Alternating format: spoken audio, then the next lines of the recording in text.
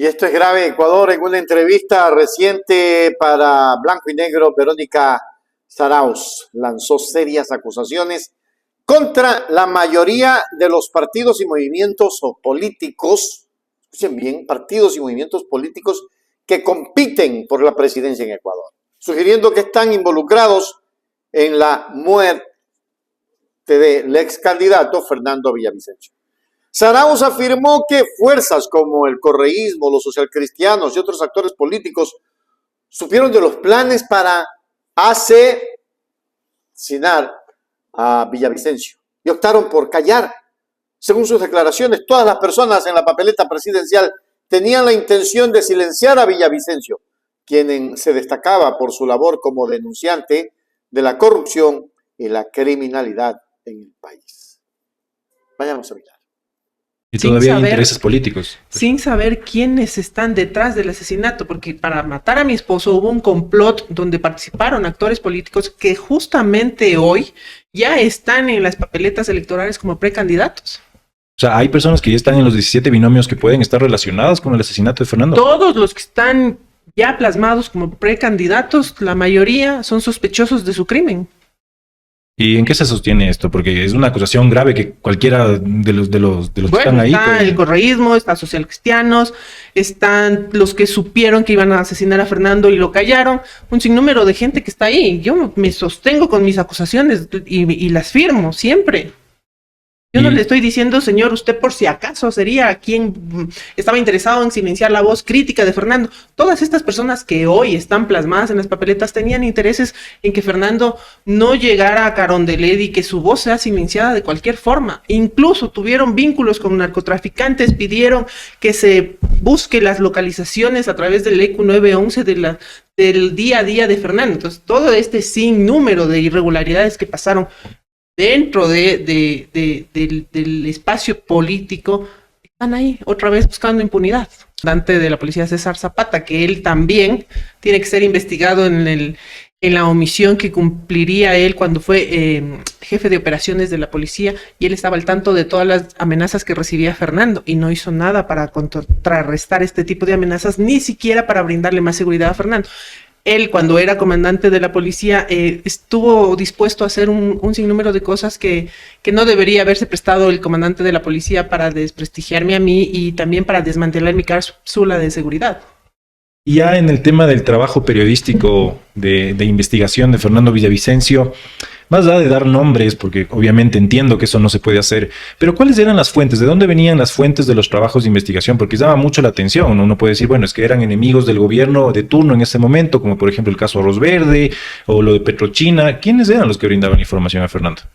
Esa parte de la historia del trabajo periodístico del Fernando es bien interesante, porque la gente del mismo gobierno era la que le proveía la información a Fernando. Y en todos los gobiernos, en el caso de Correa, en el caso de Moreno. En todos los casos era la gente del mismo gobierno quien facilitaba la información, porque Fernando siempre utilizaba información oficial. O sea, a él no le llegaba un rumor, un chisme de pasillo, le llegaban documentos oficiales.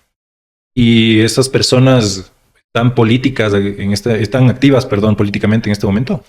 Algunos siguen siendo parte de los distintos gobiernos y otros sí viven clandestinamente, autoexiliados, un sinnúmero de personajes que obviamente por respetar la fuente de mi esposo yo no puedo dar los nombres. ¿Y estas personas no pueden ser sospechosas también del asesinato de Fernando?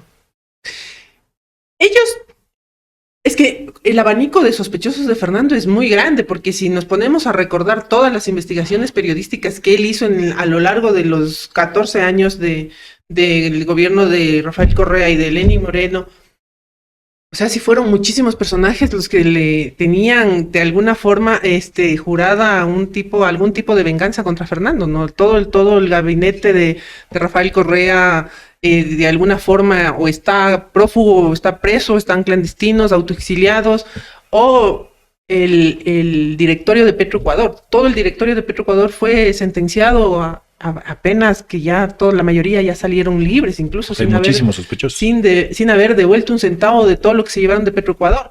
Entonces, el abanico es muy grande, pero los enemigos directos de Fernando siempre estuvieron ahí, de frente contra él. Estas graves acusaciones han generado un fuerte impacto en el panorama político ecuatoriano, sembrando dudas sobre la integridad de los candidatos que aspiran la presidencia. Sarao sostiene con firmeza sus declaraciones indicando que hay intereses oscuros detrás de la desaparición de Villavicencio y que quienes están en la carrera electoral tienen responsabilidad en su silenciamiento. Esta situación no solo intensifica la tensión en el proceso electoral, sino que también pone en el centro del debate la cuestión de la seguridad y la transparencia en la política ecuatoriana, dejando al país en un estado de incertidumbre y desconfianza. La pregunta, ¿quiénes tenían interés? Al correísmo no le interesaba. Para nada.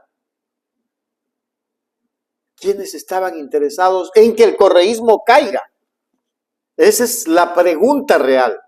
Al correísmo no le interesaba. Pero ¿quién estaba interesado en el que el correísmo caiga? Como en efecto lo lograron. Hacia allá tiene que apuntar la visión de las investigaciones. Y ojalá se hagan investigaciones internacionales, porque aquí desaparecieron hasta los testigos. ¿Qué hay detrás?